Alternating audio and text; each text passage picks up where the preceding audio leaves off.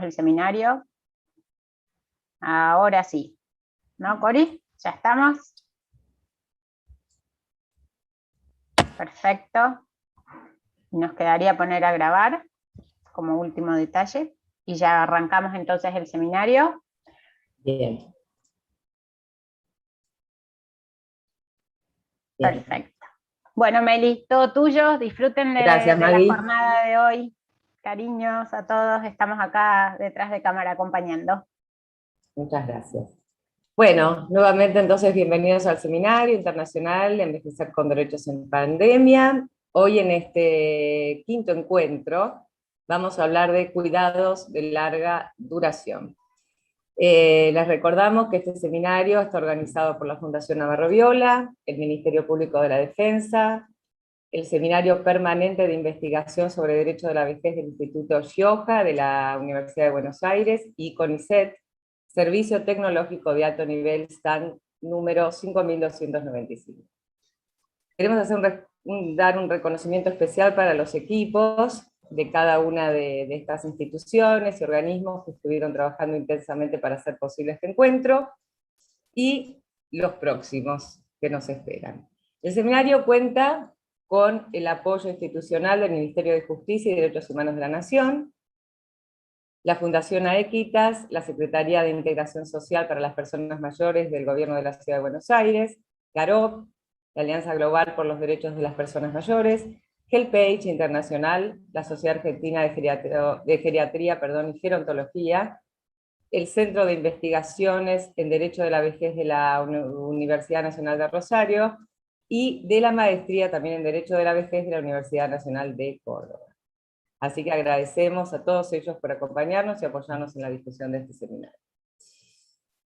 Durante la edición del año pasado, queremos recordar esto, el seminario contó con la participación de 581 personas, con un promedio de 350 asistentes por evento, y un total de 3.803 visualizaciones posteriores en YouTube. Este año nos proponemos realizar 9 encuentros, les recordamos, virtuales, con acceso abierto, gratuitos y dirigidos a especialistas, funcionarios, personas mayores, personal que trabaja con y por las personas mayores, así como el público en general. Y dichos encuentros abordarán, ya han abordado, ya hemos hecho algunos, igualdad y no discriminación, autonomía e independencia, sistemas de apoyo, acceso a la justicia. Hoy vamos a ver cuidados de largo plazo, participación social y ciudadanía, entre otros, haciendo hincapié en el contexto originado en la pandemia. Esto lo hicimos el año pasado y también es el centro este año. Bueno, algunas cuestiones técnicas, yo entré un poquitito tarde, no sé si Maggie ya se las comentó, pero bueno, durante la exposición va a estar abierto el espacio de preguntas y respuestas para que ustedes a lo largo de las charlas de los oradores puedan ir escribiendo y manifestando allí sus inquietudes. Y nosotros vamos a ir tomando nota de estas inquietudes para después poder hacer las preguntas a los diferentes oradores. Vamos a retomar al final las preguntas. Y sus micrófonos van a estar silenciados para evitar las cuestiones de interferencia, sobre todo en el audio. Bien, otra cuestión, para quienes deseen obtener un certificado de participación a este seminario, les pedimos que por favor comenten su nombre y apellido en el chat, puede ser en este de Zoom, también en el de YouTube, tal cual como deseen que aparezca en el certificado, ¿sí? Para poder ahí contabilizar la asistencia. Y los certificados serán expedidos en formato digital una vez finalizado el seminario a quienes acrediten haber estado, a quienes acrediten tener un 75% de asistencia a los encuentros, ¿sí? Bien. ¿Qué más? Antes de comenzar con los oradores de hoy, les recordamos que en el marco del trabajo realizado por las instituciones organizadoras se ha desarrollado la Convención Interamericana sobre la protección de los derechos humanos de las personas mayores en la técnica de lectura fácil. Este documento se propone asegurar la difusión y accesibilidad de la Convención para todas las personas, pueden acceder al mismo a partir de un link que le facilitaremos vía chat. Y ahí, si están interesados, pueden descargar la convención. Bien, y ahora sí, si estamos de acuerdo, estamos todos, vamos a ir directamente a los expositores para no robarles tiempo, ¿sí? Bien. En primer lugar, contamos con la exposición de Margarita Murgieri. La profesora Margarita Murgieri hola Margarita, es médica geriatra, doctora en medicina por USAL, especialista en medicina interna y administración sanitaria, es máster en gerontología social por la Universidad de Barcelona y magíster en género, sociedad y políticas por Flaxo. Margarita es expresidenta de la Sociedad Argentina de Gerontología y Geriatría y es directora de la carrera de Medicina de la Escuela Superior de Ciencias de la Salud de la Universidad de Morón. Escuchamos, Margarita. Bueno, muchas gracias por la invitación. Y bueno, les cuento porque tiene que ver con el tema de hoy. Soy subgerente operativa del Hogar Martín Rodríguez, que es un hogar del gobierno de la ciudad, y ahora les voy a contar un poquito de qué se trata y cuál es el tema que elegí, porque es un tema que nos preocupaba y que ahora, digamos, nos está, digamos, llevando bastante tiempo y ganas para que esto resulte bien. Que son las salidas cuidadas.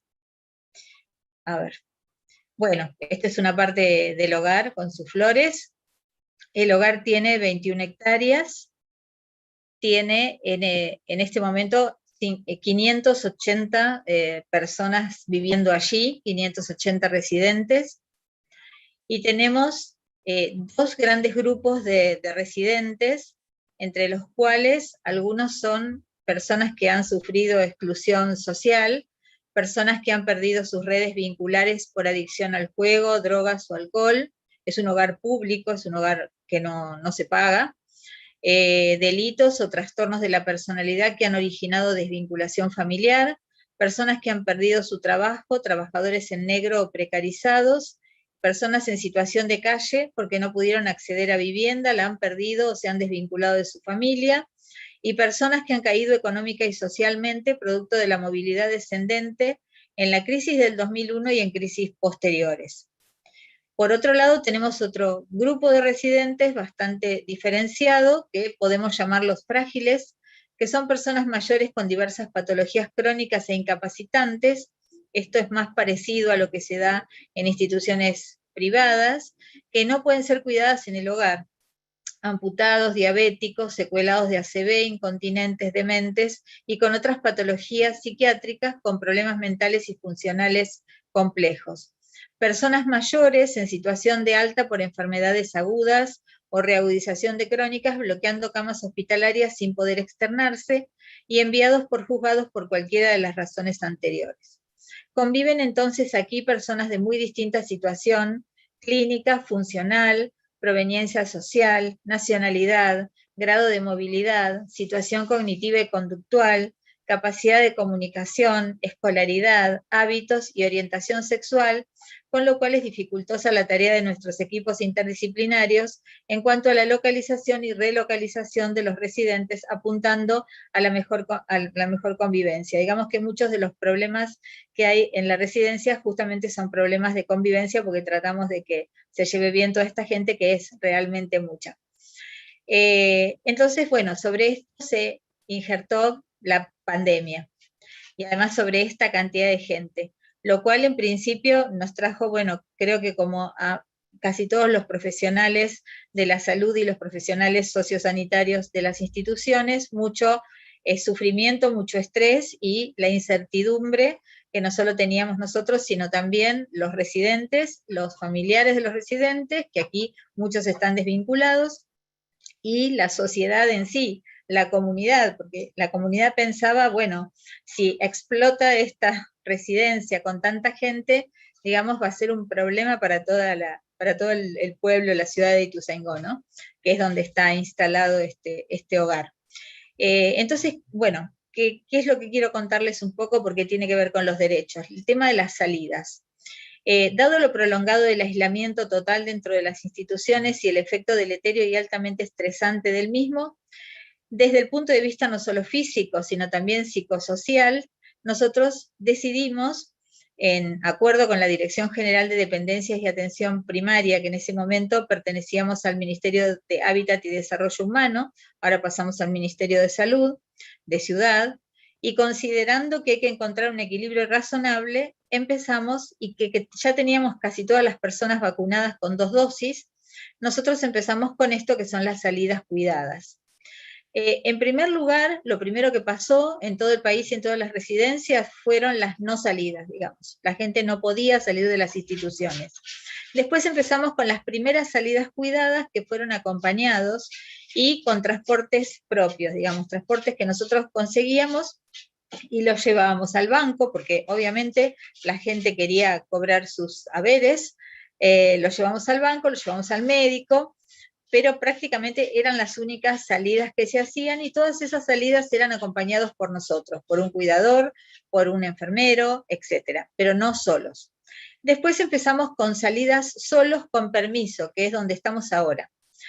Ahora vamos a ver realmente cómo nos manejamos con este permiso, y el futuro, lo que queremos hacer rápidamente es que sigan saliendo solos, pero sin tener ninguna restricción, como era al principio. Nosotros siempre dijimos y siempre estuvimos contentos de que nuestro hogar era un hogar de puertas abiertas, donde la gente entraba y salía como quería, y el que no podía salir porque se perdía, porque era demente, porque tuvo algún inconveniente, un accidente o lo que sea, pasaba por la asesoría tutelar de incapaces y nunca éramos nosotros los que prohibíamos una salida. Entonces querríamos volver a esa situación de total libertad y ni siquiera que no haga ni siquiera falta este permiso que estamos usando ahora. O sea que ahora estaríamos en el punto 3. Aquí tenemos una señora, esta señora justo es española, que dice, acá en esta puntita, que dice, salir es la gloria. Una señora es española y es habitante de una institución, acá en la Residencia Santa Teresa, y dice, salir es la gloria, ¿no? Esto me parece importantísimo porque la verdad es que la alegría y el bienestar que tienen los residentes cuando empezaron a salir solos, aunque sea al supermercado a comprarse y elegir su propio desodorante. Mientras hacíamos las salidas cuidadas, nosotros, nuestro personal, era el que hacía las compras para los residentes. Entonces, tampoco podías elegir demasiado, o sea, sí les tenían las cosas, digamos, básicas que necesitaban, pero no podías elegir. Entonces, el hecho de poder elegir también es un derecho. ¿Cuándo empezamos con esto? Empezamos el 1 de julio. Todavía no había tan pocos casos como ahora, como en este momento. Empezamos con esa salida sin acompañante, con distanciamiento social y haciéndoles firmar una carta compromiso. Para favorecer la salida de mayor cantidad de residentes, nosotros le autorizamos una vez por semana, pero después vimos que si el residente quería salir más veces por semana, y como ya les dije que son 580, aunque no todos quieren salir, algunos no quieren salir porque tienen miedo, otros no quieren salir y otros no pueden salir porque están postrados o porque tienen alguna dificultad y antes tampoco salían.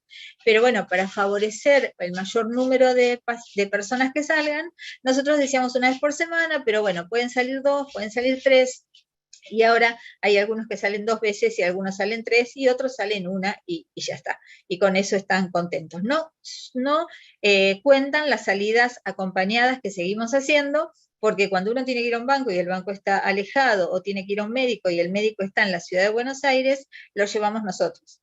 Entonces esas salidas no cuentan. Estamos hablando de las salidas solos a donde ellos quieran ir. Servicio Social se ocupa de los residentes que están autorizados y se guarda en una carpeta el listado de personas que salen cada día. Y estamos elaborando un memo para que esto quede plasmado, ¿no? En una especie de protocolo, porque no lo hay. Diariamente, Servicio Social entrega un listado a la vigilancia que está en la puerta y que se fija que todos los residentes regresen en tiempo y forma y que regresen bien. ¿En qué condiciones regresan? Si el residente no retornara, si tarda más de 2 horas, se le hace firmar un acta de incumplimiento, que nosotros nos regimos con un reglamento de hogares, y se considera sanción de carácter leve, que en realidad no es ninguna sanción, pero es firmar un acta, para que no lo vuelva a hacer. Cuanto más tiempo pensamos, sobre todo en julio, cuanto más tiempo está en la calle, más riesgo tiene de correr riesgo de COVID. Entonces, por eso justamente nosotros, si bien el horario es bastante extenso, tratamos de que no se queden a la noche en la calle. Y si no regresa en 24 horas, no volvió y vuelve al día siguiente, ese residente queda en aislamiento durante 14 días y también firma el acta de haber incumplido.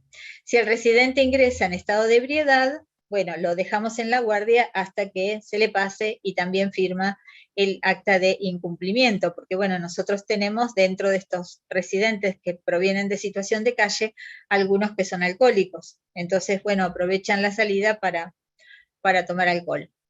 Se proveerán de barbijos o tapabocas en condiciones a todos los residentes, principalmente a los que salen, llevarán una botellita de alcohol en gel por mes, y se hará una campaña de concientización acerca del cuidado fuera del hogar. También le hablamos del tema de la vacunación y les decimos que si bien están sumamente cubiertos con la vacunación, no es que no se van a poder enfermar, sino que lo que hace es evitar cuadros graves o morirse, ¿no? También los aconsejamos en relación a los síntomas y se aconseja también sobre otros cuidados de la calle. Hay que pensar que cuando empezaron a salir hacía más de 1 año y medio que no salían. Entonces puede haber accidentes, hay gente que se ha visto choqueada por salir a la calle, por ejemplo. Entonces es muy importante que se cuiden, que eviten o que se cuiden también de los asaltos y también de las caídas, así como de los accidentes de tránsito. Y salvo los consejos habituales de cuidado, nosotros no le preguntamos a dónde va a ir. Si el residente nos cuenta que va a ir a visitar, por ejemplo, a un familiar a un hospital, bueno, con ese residente hablamos un poquito más para que se cuide, si va a ir a un hospital o va a ir a una clínica a visitar a algún familiar, que se cuide más o mejor para no contagiarse COVID. Por otro lado, lo mismo si se va a encontrar con familiares que no estén vacunados, familiares más jóvenes o chicos o niños en ese momento. Entonces, bueno, considerando entonces que las personas mayores son sujetos de derecho y capacidad plena, salvo aquellos a los que deba restringirse la salida, que son los mismos que antes no podían salir, a través de la asesoría tutelar, si no están ya judicializados. Y la carta compromiso dice justamente que estas salidas dependerán del estado epidemiológico de la ciudad donde esté inserto el hogar y de los probables brotes al interior de las residencias, cosa que no pasó, pero no sabíamos en julio cómo iba a evolucionar esto, más la variante Delta y las que están apareciendo ahora. El resultado de las salidas cuidadas han tenido un efecto favorable, fantástico, en la salud mental y emocional de los residentes, y hemos tenido pocos incumplimientos, entre comillas. El futuro entonces es eliminar horarios y eliminar estos permisos firmados y volver a la normalidad anterior. En la carta compromiso, bueno, justamente lo que ponemos es que se deben utilizar medidas de prevención de la enfermedad, usar el barbijo, usar el tapabocas, usar el alcohol en gel, no juntarse con gente en menos de 1,5 metros, 2 metros de distancia, que las personas cuando vuelven al hogar se les va a tomar la temperatura, y lo mismo si sienten algún síntoma que tienen que consultar, que eso es importante. Y respecto a las salidas del hogar, también tratar de evitar el uso del transporte público, que no se preocupen si tienen que hacer un trámite alejado, si es con turno, nosotros les sacamos el turno, y si tienen que ir a un supermercado en particular, por ejemplo, la gente que tiene ciudadanía porteña, que es una tarjeta donde pueden comprar en un supermercado que quede en Ciudad de Buenos Aires, como es lejos, nosotros los llevamos. Y cualquier otro trámite o interconsulta en un hospital que quede también lejos, por ejemplo, en Ciudad de Buenos Aires, lo llevamos nosotros, que esos no cuentan entonces con las salidas que pueden hacer por su propia cuenta. El horario de salidas en principio empezó siendo más acotado, pero esto ya lo modificamos, o salían a la mañana o salían a la tarde, por ejemplo, una persona que quería ir al banco a cobrar, por ahí a la mañana le alcanzaba, y después lo fuimos extendiendo y dándole un horario completo que podría ser de 8 a 18 o de 8 a 20 o de 9 a 20, etcétera. Digamos que prácticamente podían salir durante todo el día, Y muchos de ellos después nos venían a contar que vinieron antes, porque a veces encontraron con que no había tantas cosas para hacer o no querían hacer tantas cosas y entonces regresaron antes al hogar.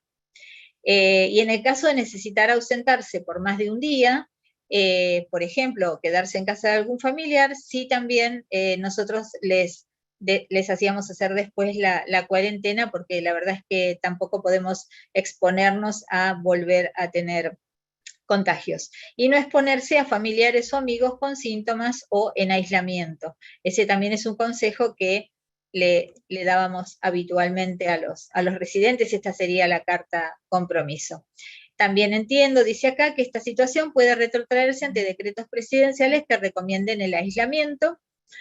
Y finalmente agregamos que también nosotros tenemos gente que no se ha querido vacunar por alguna razón. Bueno, esas personas también pueden salir, porque eso también lo pensamos, pero la vacunación hoy por hoy en Argentina no es obligatoria, entonces tampoco podemos inhibir ese derecho de salir una vez que establecimos que la gente puede salir. Entonces, que al ser la vacunación no obligatoria, las mismas indicaciones son para los residentes que voluntariamente no se hayan vacunado, haciéndose responsables de sus consecuencias, pero en realidad no tiene ninguna consecuencia no haberse vacunado o sea, para nosotros dentro del hogar. Bueno, y nada más. Dejo abierto después para el final para las preguntas. Esta es nuestra experiencia de este año. Muchas gracias. Muchísimas gracias. Gracias, Margarita, muy amable. Bueno, como aquí les acaba de recordar, y aprovechamos para recordarles también a todos, vayan consignando sus preguntas, las inquietudes para todos los oradores. Nosotros estamos tomando nota para después, en el final del seminario, recuperar estas preguntas y poder brindarles después a ustedes las respuestas que están necesitando. Muchas gracias, Margarita. Y seguimos entonces con nuestra próxima oradora, que es Viviana Vilesker. Hola Viviana, contamos con tu Hola, ¿qué tal? presencia. ¿Cómo estás, Melina? ¿Cómo estás? El año pasado en el seminario, así que un placer volver a tenerte este año. Gracias. Viviana, vamos a hablar un poco de su camino. Viviana inicia su carrera profesional en el ámbito de la educación especial y la psicoterapia con orientación humanista en el año 1983. Y en 1993 comienza a atender a personas en el final de su vida. Se forma en cuidados paliativos y gerontología, es experta en validación método FAIL para la comunicación con personas con Alzheimer, preside y coordina el FARO, asociación civil dedicada a brindar orientación, docencia y asistencia al final de la vida, es coordinadora del diplomado en acompañamiento en fin de la vida y del diplomado en tanatología junto al centro DOLUS, de la Ciudad de Buenos Aires, es redactora del documento de directivas anticipadas de la Asociación El Faro, profesional del ámbito de la psicoterapia, cuidados paliativos, esto ya todo lo dije, perdón. Bien, de todo tuyo el espacio, Viviana, te escuchamos. Muchas gracias. Muchísimas gracias. Buenas tardes a todos, buenas noches también para aquellos que están más lejos. Con gusto participo de este seminario y el tema, la convocatoria específica con respecto al tema de los cuidados a largo plazo, lo considero un tema sumamente importante, no solo por el interés que implica abordarlo desde lo personal, sino también desde lo social y comunitario. El mismo concepto de cuidados a largo plazo implica una dimensión temporal y un pensamiento que va más allá de lo inmediato, y eso requiere poder cubrir muchas áreas y muchos aspectos con respecto a la evolución y el dinamismo en el tiempo. Cuando me preparaba para esta presentación, me pareció importante detenerme, invitarnos a todos a detenernos un instante en explorar el concepto de cuidado. Es una palabra que utilizamos a diario, especialmente quienes nos dedicamos a la atención y al acompañamiento de personas vulnerables y vulneradas.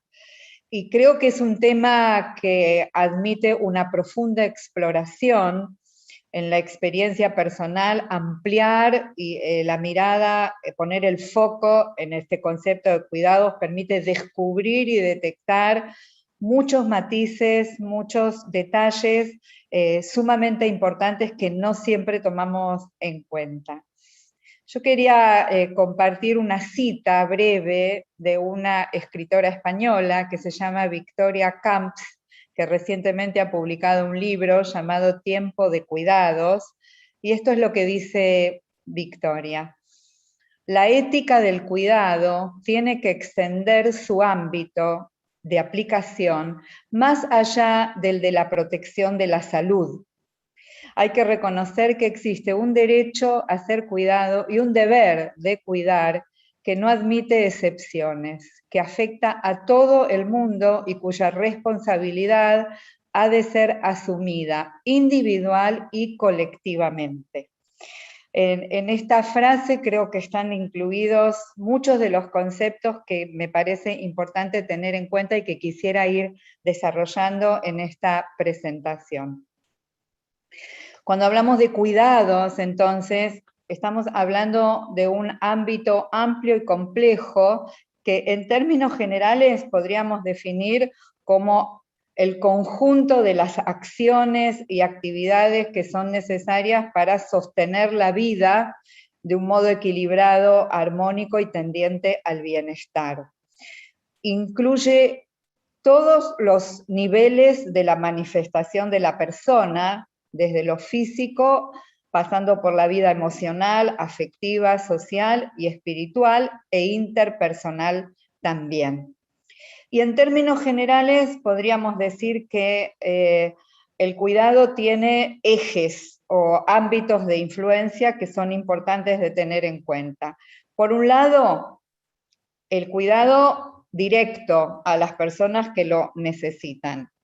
Todo ser humano, desde el momento que nace hasta el momento que muere, requiere cuidados. Nuestro tema hoy es enfocarnos en la vejez. Entonces, vamos a hablar del cuidado directo a las personas mayores, tanto si están enfermas como si están sanas. La salud no excluye ni elimina la necesidad de cuidados. Por otro lado, también es importante incluir el autocuidado, la conciencia de explorar los parámetros y los criterios propios de autocuidado. Esto nos invita a abrirnos a una dimensión singular, porque lo que cada uno entiende o actúa en el área del autocuidado puede ser diferente a lo de otras personas. Por supuesto que en términos generales el autocuidado es también esa serie de acciones y actividades que propician un estado de bienestar, pero no solamente en términos de salud, sino también en términos de ocio, en términos de vínculos con otras personas, en términos de atención a asuntos personales. Por otro lado, también el cuidado tiene una dimensión indirecta en el sentido que deben estar dadas precondiciones para que se pueda ejecutar el cuidado directo y el autocuidado. Y aquí entran factores ya no individuales, sino factores comunitarios, sociales, incluso de los estados, en cuanto a la gestión del cuidado. Y por último también, aunque parezca obvio, me parece que es importante decir que dentro de la gestión del cuidado también es de prestar atención a la infraestructura, a los ámbitos que se requieren para poder garantizar tanto la atención y la prestación de los cuidados directos como los indirectos y el autocuidado.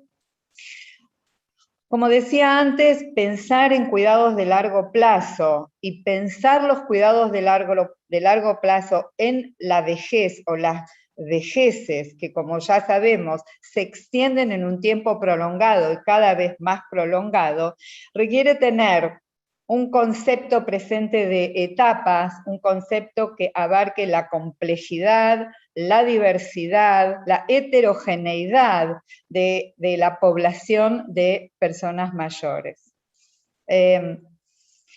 yo les quiero compartir acerca de una experiencia que estamos iniciando en la Asociación El Faro, que tengo el honor y el gusto de presidir y de coordinar, y contarles que esto que les voy a comentar ahora ha surgido de la experiencia. Nosotros, entre las muchas actividades que realizamos, acompañamos a personas mayores en la época prepandémica en sus domicilios y en sus lugares de residencia, en el proceso de envejecimiento, en las etapas finales de la vida, desde una mirada de abordar necesidades, abordar todo lo que implica la preparación para el final de la vida, la conciencia de finitud, la resolución de asuntos pendientes, que suele ser un tema de preocupación y de sufrimiento, la interacción con el entorno, la comunicación con la familia, los allegados.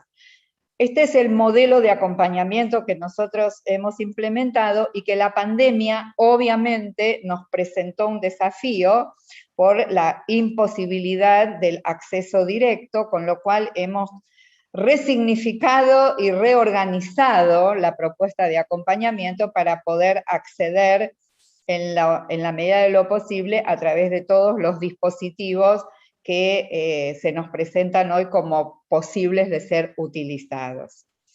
La asociación cuenta con un voluntariado, un equipo de acompañantes que ofrece un servicio de voluntariado que en este momento está constituido por 25 personas aproximadamente que se han capacitado y formado con nosotros. ¿Qué es lo que hemos observado? Desde los comienzos, desde el minuto cero en que hemos comenzado a acompañar, hemos detectado algunas cuestiones que nos llamaron la atención. Una, muy vinculada con nuestro tema de hoy, es qué poco conocen las personas mayores sus derechos, qué poco informadas y qué poco educadas están en la valoración y muchas veces en la defensa de esos derechos. Esto no es un tema exclusivo de las personas mayores, creo que en general carecemos en nuestra cultura de una educación en derechos humanos. Y este tema ha generado que muchas veces se inhiba el acceso a determinados recursos o se conforme con determinado nivel de cuidados que está muy por debajo de lo que los derechos garantizan. Este es un tema que nos ha llamado la atención. Dentro de este tema también hemos visto la importancia de plantear el valor de contemplar las directivas anticipadas. Las directivas anticipadas como documento en donde una persona deja por escrito aquello que desea o no desea que se le sea hecho en el caso de encontrarse en una situación de no poderse comunicar en forma directa. Sumado a esto, hemos visto también que ante un panorama de diversidad, de heterogeneidad de la población de personas mayores, era necesario, y esto es lo que les vengo a compartir ahora, pensar en algún dispositivo que honre la singularidad de cada persona mayor en un contexto también social, familiar, social y comunitario. Entonces hemos iniciado un proyecto que en este momento podría decir que está en etapa piloto porque lo estamos ensayando con aquellas personas que acompañamos, que lo hemos denominado planificación anticipada de cuidados integrales. No lo hemos creado nosotros, sino que nos hemos inspirado en otros modelos, especialmente el modelo español de planificación anticipada de cuidados, y lo hemos tomado para armarlo un poco a la medida de nuestra propia idiosincrasia, pero también irlo desarrollando a partir de la misma experiencia que vamos teniendo en su aplicación. Por eso hablo de un proyecto piloto en donde se combina la práctica, la reflexión sobre la práctica para enriquecer este plan. ¿Qué significa la planificación anticipada de cuidados? Por empezar, el concepto de planificación es importante porque indica el poder elaborar con tiempo, por eso hablamos de planificar, con tiempo, todas aquellas decisiones que una persona mayor quiere encarar en función de sus propios valores, de sus propias creencias, de su realidad personal, de su historia personal, de su condición socioeconómica, etcétera, etcétera, etcétera. Por supuesto que cuando hablamos de planificar, estamos hablando de futuro, y estamos hablando de cuidados de largo plazo. Planificamos muchísimas cosas en nuestra vida, ¿por qué no también planificar los cuidados que deseamos o necesitamos recibir?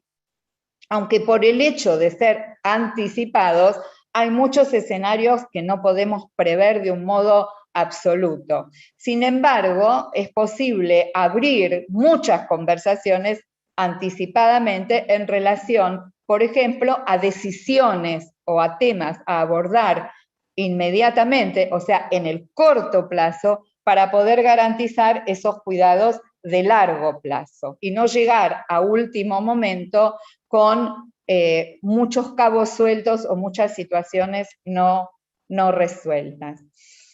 Cuando hablamos de cuidados, entonces hablamos en este concepto amplio que planteé antes, porque el cuidado no va a abarcar en este concepto de planificación anticipada únicamente temas de salud, que por supuesto los va a abarcar, sino que también va a abarcar temas como, por ejemplo, la vivienda. Este es un tema muy importante, una inquietud que muchas personas mayores tienen, dónde están viviendo hoy y dónde se imaginan viviendo en un mediano o largo plazo, qué cambios necesitarían hacer, si es que fuera necesario, para poder garantizarse la vivienda adecuada a las necesidades y a las vicisitudes que se le pueden presentar a una persona mayor. También vamos a incluir acá todas las cuestiones patrimoniales, que para muchas personas mayores son temas no sencillos de abordar, no por eso menos preocupantes. La gestión de lo que pueden ser cuentas bancarias, propiedades, que son temas que a veces cuesta mucho hablar y sin embargo son sumamente importantes y que requieren tiempo para poderlos encarar. No solamente tiempo de reloj, sino necesitan tiempo para conversar, para consensuar. Muchos de estos temas no son únicamente del ámbito individual, sino que también afectan a terceras personas, como pueden ser familiares. También en el área de los cuidados de la salud, es importante que esta planificación incluya de un modo importante la comunicación con los equipos asistenciales, que se consensúen líneas de cuidado, porque todo esto apunta a honrar el protagonismo de la persona mayor en las decisiones que competen a su propia vida.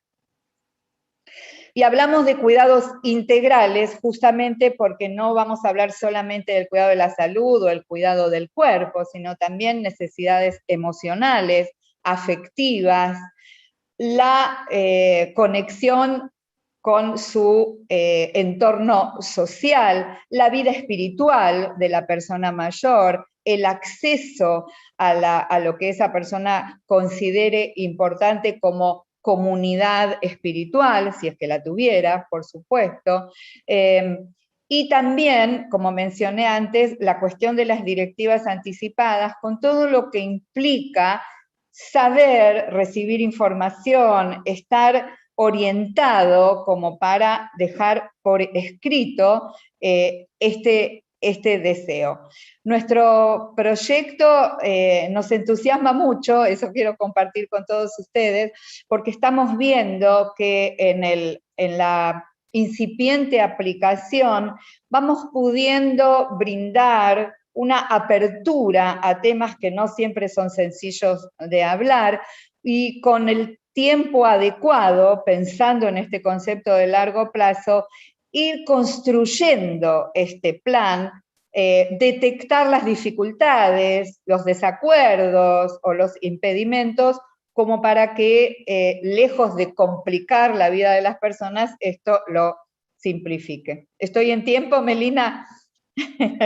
Sí, te quedan 4 minutos, así que muchas podés hacer gracias. eso tranquilamente. Gracias. Un placer escucharte. Gracias, gracias. Solo entonces, para ir redondeando, quisiera por lo menos mencionar la importancia de que todo esto esté acompañado por una comunidad que se eduque hacia la sensibilidad de las necesidades de las personas mayores y que tenga en cuenta cómo destacar, tanto para aquellos que tienen capacidad de independencia, de autonomía decisional, que se le garanticen sus derechos, como para aquellas personas que están, podríamos decir, en el otro extremo de la alta dependencia y fragilidad, las personas con demencia. Creo que es muy importante la capacitación de la sociedad para poder comprender y acompañar la variedad y la riqueza que presenta, y el desafío que presenta el acompañamiento a una persona mayor. Bueno, me detengo acá. Muchísimas gracias. Muchísimas gracias, Viviana. Entonces, volvemos a sugerirles que vayan, por favor, haciendo las preguntas en los chats, en el de Zoom y en el de YouTube, así los oradores pueden responder al final del evento. Bien, y continuamos entonces con nuestro siguiente expositor, Luis Marrollo. Luis Marrollo Molina es director gerente de la Fundación Campus Arnau de Escala y gerente del Observatorio de Ética Aplicada a la Intervención Social, Sociosanitaria y Psicoeducativa de la Universidad de Girona. Es coordinador del proyecto Somos como tú, sobre derechos de las personas mayores, y responsable del proyecto Faro, Hazte Visible e Ilumina, sobre la promoción de la integración social de las personas mayores solas. Es investigador del Instituto de Investigación en Calidad de Vida de la Universidad de Girona, es doctorando por la Universidad de Girona, y trabaja en el impacto de las actitudes en la participación social de las personas con daño cerebral adquirido. Bienvenido, Luis, te escuchamos. Pues muy buenas tardes a todas y a todos, y en primer lugar muchísimas gracias por esta invitación. Me parece magnífica esta oportunidad en la cual podamos compartir entre todos los asistentes al evento, y por supuesto dar las gracias a la Fundación Navarro Viola por la invitación. Yo lo que voy a hacer es comentar unas cuantas iniciativas que surgen desde la Fundación Campus Arnau de Escala, y como espero que las presentaciones son compartidas con todos los participantes, pues sea el punto de inicio para futuras colaboraciones, poder ir más allá, profundizar, etcétera, etcétera. Si os parece, voy a compartir pantalla y comenzamos con la exposición. Vamos a ver. Espera. Pues ahí está. Aquí quito fotos por aquí. Muy bien. Pues, a ver, la exposición la hemos titulado Garantía de Derechos como un eje de cuidados, y coincido con la exposición de Viviana, ¿no?, en la palabra cuidados y calidad de vida, ¿no?, con todo lo que comporta para las personas mayores, y vamos a presentar algunos proyectos sobre el terreno, algunos que se están iniciando, y luego os hablaré, si tenemos tiempo, de buenas prácticas en el cuidado a personas mayores, en lo referente a personas mayores en el contexto de la pandemia, porque hicimos una recogida de buenas prácticas que ahora publicaremos mediante la ayuda de la Administración catalana, para compartir también con todo el mundo, ¿no? Será una publicación en abierto. Bueno, nosotros estamos en Girona, que como aquí hay gente de todo el mundo, de toda América, pues quizá no nos conozcáis. Girona es una ciudad pequeñita de 100.000 habitantes que está situada entre Barcelona y la frontera con Francia. Preciosa, ¿eh? Yo soy del entorno de Barcelona y vine aquí a vivir hace unos años. Preciosa la ciudad. Os recomiendo que si hacéis una visita, paséis por España o por Europa, paséis por aquí. Entonces, en la fundación la presenta nada, en un segundo. Está formada por un patronato breve también, pero potente, que es la Universidad de Girona, la Fundación DRISA, que se dedica a la inserción laboral de personas con problemas de salud mental y también trata temas de vivienda, y el Ayuntamiento de Girona.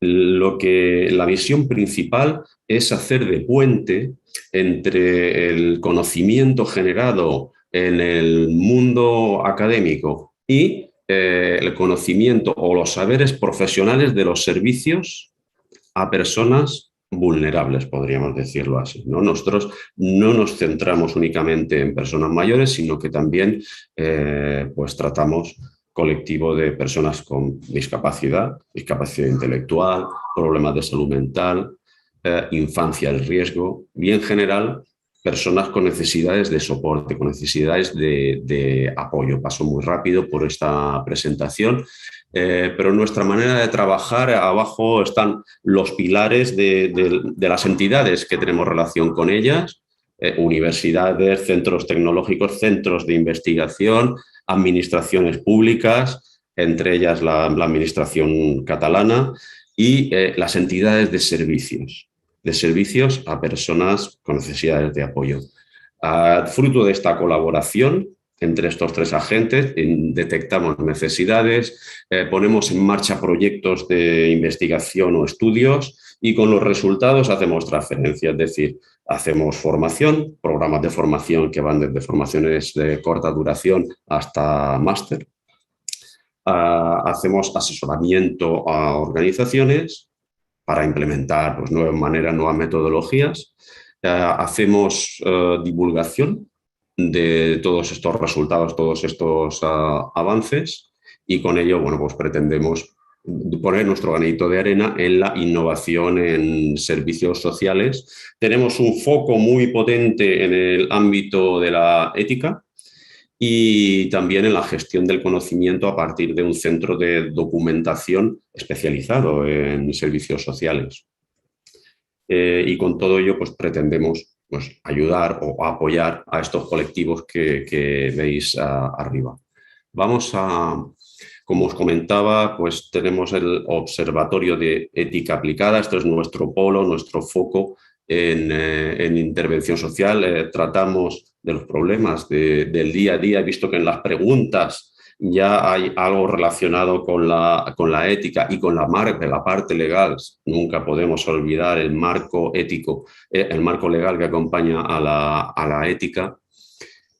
El centro de documentación, y ya vamos a ver el proyecto Somos Como Tú. El proyecto Somos Como Tú es un proyecto de derechos, es un proyecto de garantía de derechos a las personas. Es un proyecto que pretende sensibilizar sobre todo a profesionales que están trabajando en servicios a personas mayores, en residencias, centros de día o incluso a domicilio, ¿no? En servicios de atención a domicilio. Así que este es el objetivo, aumentar la sensibilización. ¿Para qué? Para procurar un mejor cuidado, una mejor calidad en el servicio a estas personas basada en la garantía de derechos. Nada más y nada menos. Entonces lo que hicimos, nosotros funcionamos a partir de grupos de trabajo formados por expertos que trabajan sobre el terreno, directores de residencias o personal de primera línea, auxiliares, gerontólogas, etcétera, etcétera. Lo que hicimos fue identificar los comportamientos discriminatorios a partir de los principales. A partir de ahí, pues hicimos una encuesta tanto a profesionales como a personas mayores para validar estos comportamientos que vulneran derechos de las personas mayores. hicimos una encuesta y validamos también con profesionales y con personas mayores pues todo su contenido a partir de la creación de unos casos que son reflejo de estos comportamientos discriminatorios. Y a partir de ahí lo que hicimos fue filmarlos el verano pasado, en plena pandemia, filmar estos casos y construir una herramienta web de sensibilización. Ahí estamos ahí en esa fase y ahora empezaremos a dar difusión, a hacer difusión, y gracias a subvención de la administración catalana lo que haremos también es probar un taller de sensibilización, bueno, que os invito también a los participantes a explorar la posibilidad de realizarlo con vosotros, porque se puede hacer también de manera online. Preferimos la presencialidad, pero también lo estamos diseñando para hacerlo de manera online. Las 5 situaciones discriminatorias que detectamos pues fueron, por una parte,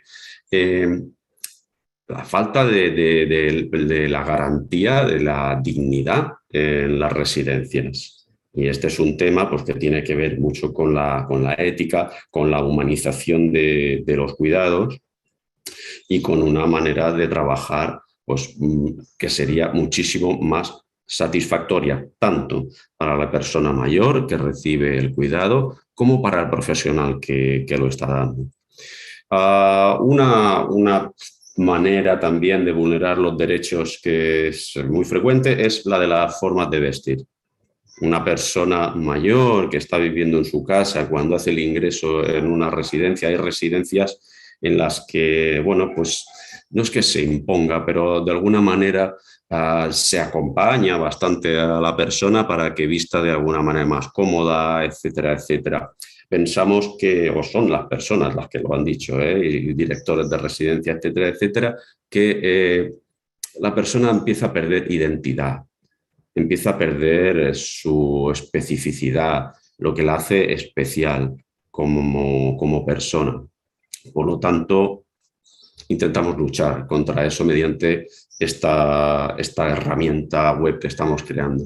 Por otra parte, otro derecho o otra vulneración que ocurre en muchos centros es este trato infantilizador y paternalista. Un lenguaje muy infantil, con la utilización de términos como aquí en España, Cataluña, abuelo, cielo, cariño, quizá pues no son propios. Hay personas a las que les gustan, a otras que no. Por lo tanto, respetemos un poco el estilo comunicativo de la persona. Tratamos también el tema de las relaciones afectivas, sexoafectivas, la libertad, la intimidad y la rigidez normativa que tenemos en muchos de nuestros centros, sobre todo en Cataluña, que es lo que más conocemos nosotros, ¿no? Y por otra parte, de las contenciones. Sí, ahora tenemos un programa de contenciones cero, pero todavía tenemos microcontenciones declaradas, denunciadas por los propios directores, directoras de las residencias, en los cuales, pues, bueno, se utiliza todavía la contención farmacológica, se utiliza todavía la contención en la cual, por ejemplo, pues se frena a la silla de ruedas que vemos aquí en la foto, se frena o se encasta contra la mesa cuando hay una persona agitada por una condición de demencia, por ejemplo. Pues intentamos luchar contra todo eso. Y bueno, no tenemos demasiado tiempo para explicaros el tema. Ofrecemos esta formación, este taller, y si alguien quiere, pues se puede poner en contacto con nosotros y podemos profundizar un poco más, ¿vale?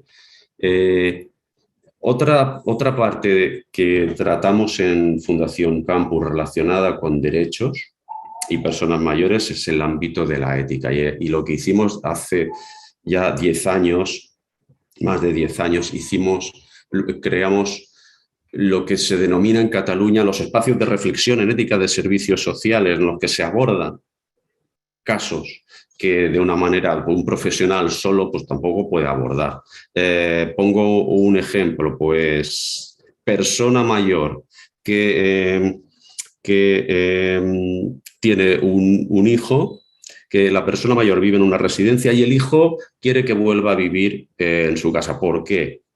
Porque quizá el hijo quiere que la pensión retorne a la cuenta corriente de su madre y de ahí poder él beneficiarse. Y esto se denuncia a partir de la hermana. Esto es un caso que tratamos real, que tratamos hace tiempo. ¿Qué hacer los profesionales, ¿no? ¿Qué pueden hacer los profesionales? Van hacia la autonomía de la persona mayor y la dejan que se vaya a vivir con su hijo sabiendo que habrá un abuso o un expolio. Si lo están haciendo, están cometiendo alguna ilegalidad. Pues lo que hacemos en Fundación Campus es abordar esta temática, estos temas, mediante una metodología de deliberación y impartimos muchísima formación. Aquí tenemos muchísima demanda. Vale. Algo que también quizá es de interés es lo que comentábamos al principio, la recogida de buenas prácticas que hicimos el año pasado, porque a raíz, como os he comentado al inicio, trabajamos muy en contacto con servicios. Y bueno, y hablando con servicios para detectar necesidades, en la época de la pandemia, pues vimos que no todo era negativo. No todo era negativo.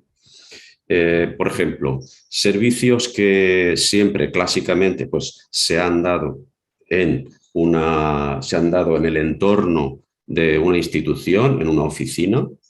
Las oficinas se cerraron, los servicios se cerraron, el ciudadano tampoco no podía acceder a los servicios. Pero en algunos municipios lo que hicieron fue sacar el servicio a la calle, sacar el servicio al parque, al jardín, convocar a la persona allí con las medidas de seguridad adecuadas. Y vieron que la relación, el vínculo que se crea, la comunicación, funcionó muchísimo mejor. Por lo tanto, bueno, pues ¿por qué no nos lo quedamos? Y ahí quizá cuando ya superemos esta etapa de pandemia, pongamos en marcha algún protocolo que rompa con la frialdad de la institución, de ir a una oficina y tener una mesa delante, algo frío. Tenía por aquí alguna captura, espera, os la voy a poner. Vamos a ver. A ver si os la puedo poner y os enseño aquí. Sí.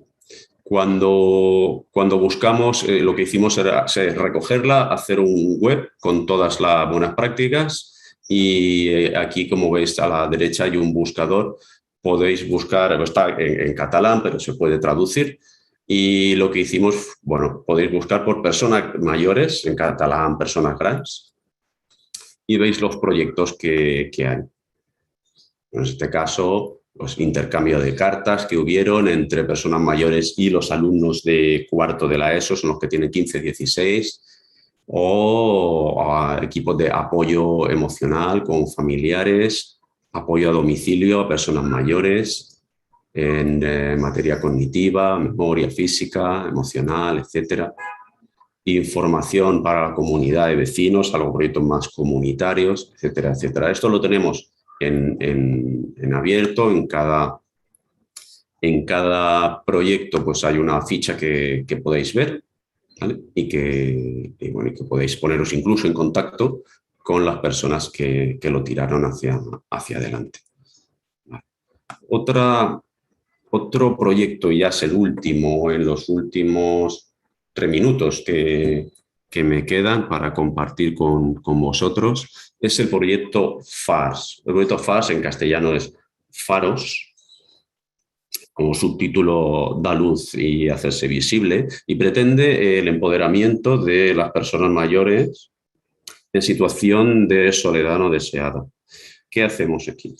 Lo que hacemos es trabajar la historia de vida. Es un proyecto en red en el cual pues, trabajamos con Cáritas, Cruz Roja, con otras fundaciones tutelares, amigos de las personas mayores, etcétera, etcétera, para identificar a estas personas mayores que viven en la comunidad sobre todo, pero también en residencias.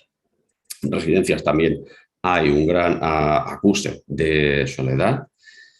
Una vez identificadas estas personas, lo que hacemos es entrevistarnos con ellas y trabajar la historia de vida. Aquí digamos, la clave es la historia de vida, y la historia de vida la trabajamos en positivo para identificar aquellos episodios, aquellos elementos que han sido satisfactorios para la vida de la persona y que quizá quiere continuar desarrollándolos, pero o bien por el contexto de pandemia, o bien por otros determinantes, ha ido perdiendo su patrón de relación, su patrón social. Lo que hacemos en Fundación Campus, a partir de un equipo de voluntarios y profesionales, es hablar con la persona, establecer un plan de reconexión y ejecutarlo. Hicimos ya una edición hace 3 años en la cual tratamos 57 casos y ahora estamos arrancando con un nuevo proyecto también con el soporte de las administraciones y de los programas de subvenciones de la Caixa. Bueno, esto más o menos es lo que quería compartir con vosotros, y luego en el turno de preguntas pues podemos profundizar. Yo creo, Melina, que no me he pasado, ¿no? No, perfecto, exacto. Bueno. Muchísimas gracias, Luis. Pues venga, dejo de compartir y nos vemos luego. Nos vemos al final. Bien, y recibimos entonces ahora a nuestro último expositor, Miguel Ángel Vázquez Vázquez. Miguel Ángel es doctor en medicina, es médico especialista en geriatría y médico especialista en medicina de la educación física y el deporte, MIR, la sigla. Máster en gerontología social por la Universidad Autónoma de Madrid. Es especialista universitario en economía y gestión sanitaria por la Universidad de Vigo y director estratégico de empresas sociosanitarias y sociodirector de Caligers, consultora de servicios sociosanitarios. El sitio de Caligers es www.caligers.es. Es profesor asociado de geriatría, gerontología y salud desde 1997 en la Universidad de Vigo, España, y docente y director de másters y posgrados en más de 45 universidades españolas e internacionales. Además, es consultor de varias agencias públicas e internacionales de cooperación para el desarrollo sobre salud y envejecimiento, y comités de calidad de servicios gerontológicos. Es autor de más de 40 publicaciones sobre geriatría y gerontología, ponente en más de 450 congresos en España, y en 160 eventos internacionales sobre geriatría y gerontología. Es también presidente de la Sociedad Galega de Gerontología y Geriatría, no sé si se pronunciará así, sociedad científica y profesional. Bienvenido, Miguel Ángel. Bueno, buenas tardes, muchas gracias, Melina. Bueno, no podía decir que no, a una convocatoria tan bonita como la que habéis hecho desde la Fundación Navarro y Ola, y sobre todo, bueno, pues conociendo el trabajo que hacéis, no solamente con personas mayores, sino en muchos ámbitos, ¿no? Así que muchas gracias también, bueno, pues por esta oportunidad de compartir mesa con Margarita Murghieri, con Luis, con Viviana, que yo creo que es un lujo, ¿no? De escucharos. A mí me queda poco por decir, la verdad es que después de oír a Luis, de oír a Viviana y de oír a Margarita, digo, bueno, ¿yo qué voy a contar, no? Yo creo que saludaros, ¿no? Porque veo gente de toda Argentina y a mí con lo que me gusta, ¿no? Latinoamérica y Argentina, ver a la gente de Chubut, Catamarca o de Ushuaia, en fin, la verdad es que Entre Ríos, lo que siento es esa envidia de estar tan lejos, ¿no? Gente de México que conozco, gente de Perú, de Uruguay, la gente de Imayores con la que tuve la oportunidad de trabajar. En fin, veo incluso gente de aquí de España, Rocío Romero, gente que que conozco. O sea que muchos saludos y muchos abrazos a los que conozco y desde luego muchos también a los que estáis escuchándome y ya a partir de hoy pues nos conoceremos, ¿no? Bueno, lo que me encarga la Fundación Navarro Viola es hablar un poco de cuidados de largo plazo, ¿no? Yo querría, claro, compartir un poco pantalla. Creo que tengo 20 minutos. Que alguien me modere, porque si no me moderan yo puedo hablar durante 2 horas, o por lo menos que alguien me diga, oye, te quedan 5 minutos, si os parece bien. Voy a ver si puedo compartir esto, que yo creo que sí que podré. Bueno, el tema que me ocupa a mí, que soy geriatra, al fin y al cabo, con muchos años, todo esto que contaba antes Melina, seguramente que es fruto de trabajar muchísimos años, en el cuidado, sobre todo de personas mayores en situación de discapacidad, de dependencia, cuidados que llaman por ahí de larga duración o cuidados a largo plazo. Yo os quiero hablar de 3 cosas. Un poco en el modelo previo, de donde partíamos en cuidados de larga duración. ¿Qué sucedió en esta pandemia? Bueno, que todavía no ha terminado, porque estamos hablando de post-COVID y parece que todavía no hay post-COVID, que aún estamos, al menos por aquí, en España, con la 5ª ola. Estamos debatiendo si tercera dosis sí, tercera dosis no. Nuestra posición es clara. Creemos que hay que poner una tercera dosis a aquellos que pusieron 2, cuando ya pasaron más de 6 meses después de la segunda dosis. O sea, esto es absolutamente necesario. Bien, ¿qué es lo que pasa ahora, como digo, y un poco sobre el futuro?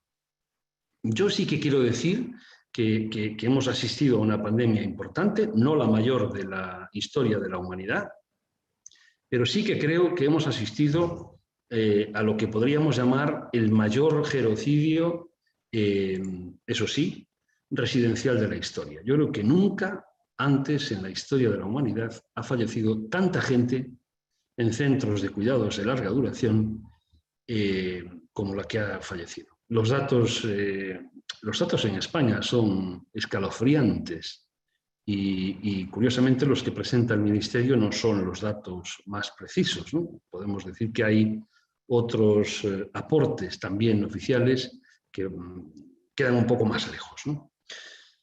Esta es la fotografía de Bryce Lorenzo, que ha sido Premio Internacional de Fotografía en mayo de 2001, con una señora que cumplía 98 años y que había padecido COVID, en una residencia, la de San Carlos de Celanova, que yo tuve la oportunidad de dirigir un centro COVID, el primer centro COVID que se montó en España para personas mayores que vivían en residencias, y ella concretamente estuvo en ese centro en el que yo tuve la oportunidad de dirigir en plena pandemia, o sea, en pleno abril y mayo de 2020.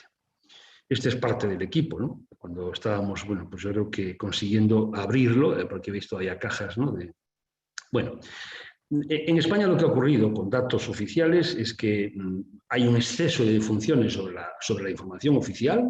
Es decir, ha habido, yo creo que tanto caos durante la época COVID que ni siquiera los datos son correctos. No creo que haya mala intención por parte de nadie, pero sí que es verdad que los datos distan mucho. O sea, el gobierno admite en torno a 19.000 muertos en residencias en España, y los datos que nos aportan los indicadores epidemiológicos estaban en octubre del 2020 en 58.000 personas muertas en residencias o en centros de cuidados de larga duración, y a 31 de diciembre de 2020 más de 63.000 personas mayores han muerto en España por COVID, y no con COVID, por COVID.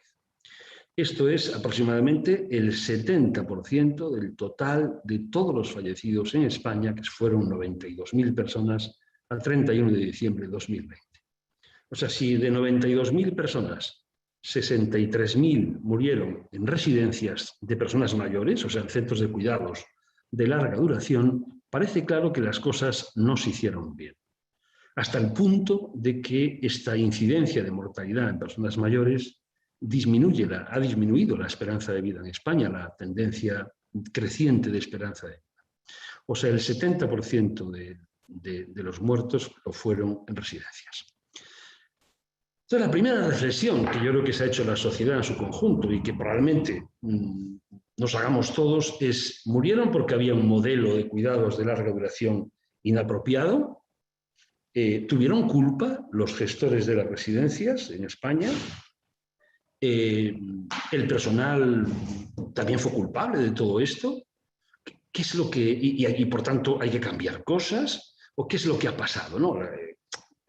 Después de esa cuarta o tercera o quinta ola que no sabemos muy bien dónde termina. Para nosotros, como Sociedad Galega de Gerontología y Geriatría, que es como se llama nuestra sociedad científica, como bien decía y bien pronunció Melina, nosotros pensamos que ha habido 3 o 4 causas importantes de esta mortalidad. La primera, la prohibición de derivar las personas contagiadas y enfermas a centros de cuidados hospitalarios o a centros intermedios donde podían ser cuidadas como precisaban. Eso no solamente generó que las personas enfermas se murieran antes, sino también generó, obviamente, más contagios. Si tú dejas una enfermedad infectocontagiosa dentro de un centro y cierras la puerta, lo más probable es que todos los que hay dentro terminen contagiados. Esto es de puro sentido común.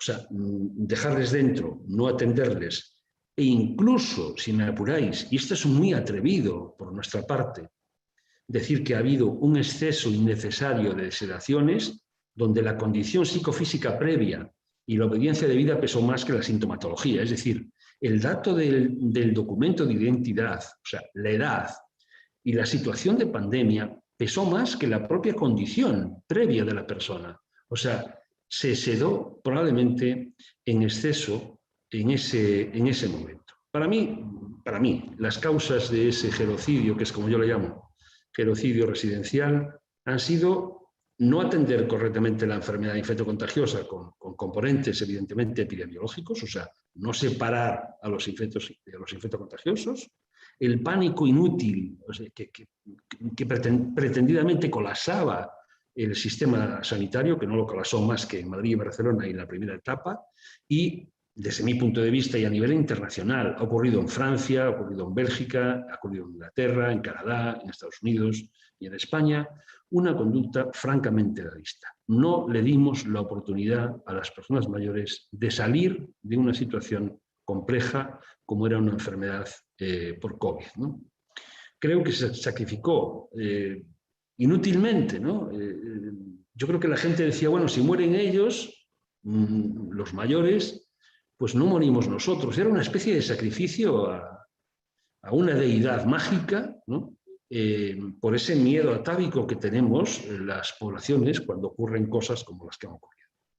Yo creo que nunca alcanzaremos a clarificar, quizá no en este siglo XX o XXI, nunca clarificaremos las causas de todo esto. Hay mucha prisa en pasar página, en hablar de nuevos modelos y tal. Se estructuró una situación de absoluto y descarnado egoísmo en el que nadie, o sobre la que poca gente ha reflexionado. O sea, en plena pandemia, el movimiento asociativo de mayores, la universidad, los sindicatos, los partidos políticos, nadie ponía encima de la mesa que se estaba muriendo gente inútilmente, ¿no? Los cuidados no se van a modificar esencialmente en el futuro, porque esto requiere planteamientos que vamos a ver, y no se ha discutido en ningún momento la autoridad médica de la sedación. El médico podía decidir si se daba o no se daba sin plantearlo a ninguna comisión de cuidados paliativos o comisión de eutanasia. Así pues, hablamos de nuevos modelos porque no nos gusta lo que hay.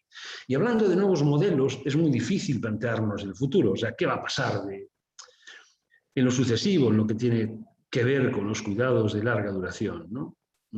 Es mejor convertir las residencias los domicilios en residencias o las residencias en domicilios. O sea, todo el mundo dice, a mí me gustaría morir en mi casa, por supuesto. A todos nos gustaría morirnos en casa.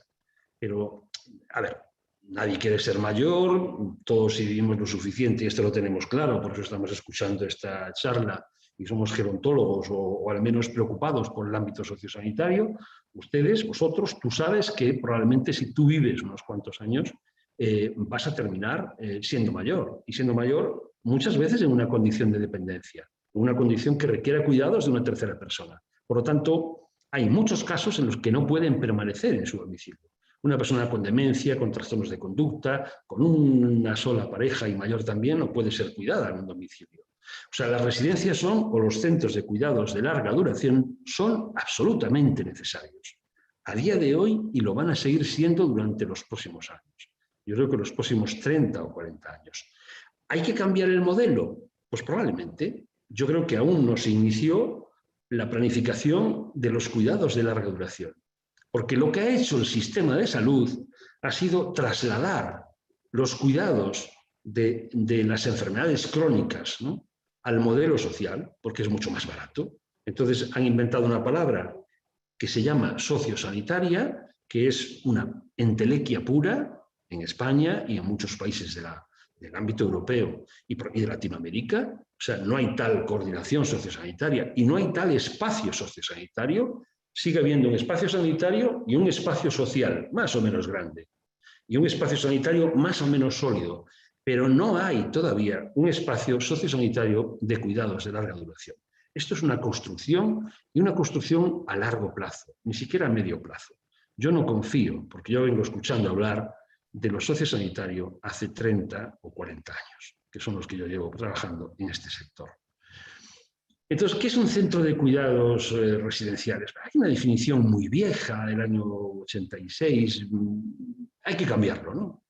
Pero yo también tengo claro que, y esto es una frase que es de perogrullo, ¿no? Nadie hace lo que no sabe hacer. O sea, tendemos a hacer lo que sabemos hacer, nos cuesta mucho arriesgarnos, como dicen por ahí, salir de nuestra zona de confort profesional para hacer algo que no estamos acostumbrados a hacer. Nos cuesta aprender porque siempre nos genera miedo no saber hacer lo que nos piden que tengamos que hacer, ¿no? Entonces, cambiar el modelo de cuidados de larga duración requiere, evidentemente, plantearse que hay cosas que probablemente uno no sabe hacer y que tiene que aprender. Por lo tanto, los modelos de futuro de cuidados de larga duración y también en el tema de derechos pasan por formación. No basta con querer, hay que saber. Y hay que saber hacer y hay que saber estar, efectivamente. O sea, pero fundamentalmente hay que saber y hay que saber hacer. Probablemente las competencias tengan que cambiar y con ellas el salario. Es decir, lo que no podemos es pedirle a un sector de cuidados sociales de larga duración que haga una gestión de cuidados de mayor nivel y no reconocerlo en la sociedad. O sea, hoy día la sociedad te reconoce en la medida que te paga. Si tu salario es alto, tu reconocimiento es alto, porque lo vocacional también existe, pero el reconocimiento social pasa en la mayor parte de los países por el salario. Entonces, el salario hay que mejorarlo necesariamente y hay que especializar, por tanto, a los profesionales en cuidados de larga duración. La dirección de los centros también hay que profesionalizarla. Lo que ocurre es que ahora mismo cualquiera prácticamente puede dirigir centros de cuidados de larga duración, sean de personas mayores o sean de personas con discapacidad.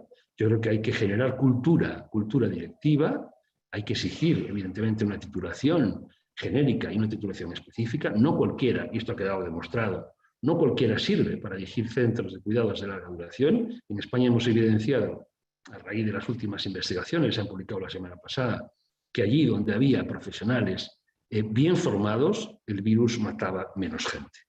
Entornos mucho más habitables, mucho más ecológicos, probablemente centros más pequeños. Es posible que el tamaño de los centros tengamos que reducirlo. Esas grandes residencias del año 90, de 150, 200, 300. Yo dirigía una residencia, yo dirigí 20 años una residencia de 339 plazas. Es probable que ese modelo de centro tengamos que cambiarlo y diseñar centros más pequeños, mucho más integrados en la comunidad, mucho más ecológicos, mucho más ecohabitables, mucho más parecidos a un hogar, a una casa, ¿no? Y formas de vida, evidentemente, mucho más autónomas, potenciar la autonomía en el tema de cuidados. Es probable, y lo decía antes muy bien, yo creo que Viviana, cuando hablaba que me ha gustado mucho esa reflexión, ¿no?, del concepto de los cuidados, ¿no? A mí la palabra cuidados siempre me evoca algo algo muy sanitario, y algo en el que el cuidador está siempre por encima del cuidado, ¿no? O sea, el cuidador sabe lo que le conviene al cuidado, el cuidador toma decisiones por el cuidado, el cuidador determina cómo te levantas, cuándo te levantas, qué es lo que comes, a dónde vas, en qué te animas, en qué te rehabilitas, con quién te relacionas. Yo creo que eso tenemos que cambiarlo hacia modelos mucho más de apoyos, ¿no? Ese pulpo que tiene no una pata de apoyo, sino muchas patas de apoyos, ¿no? Tenemos que pensar que hay que, más que cuidar, probablemente hay que apoyar a las personas. O sea, yo prefiero que me apoyen en el futuro a que me cuiden. Ya me cuidaré yo, salvo que no pueda, ¿no? Pero si yo puedo, prefiero cuidarme yo. A mí que me den apoyos. O sea, si yo necesito que me ayuden en el baño, que me ayuden en el baño. Si necesito que me ayuden para comer, que me ayuden para comer. Si necesito que me ayuden para la movilidad, que me ayuden para la movilidad. Pero no me gusta el concepto de cuidado, porque minimiza al otro, porque como muy decía Lluís, ese paternalismo infantiliza de algún modo. Entonces, yo reivindico la palabra apoyar y la palabra apoyos frente a los cuidados. Cuando tuve la oportunidad de trabajar con el gobierno de Bachelet en Chile, el Plan Nacional de Cuidados pasó a llamarse Plan Nacional de Apoyos y Cuidados. Cuando trabajamos con I-mayores no lo conseguimos.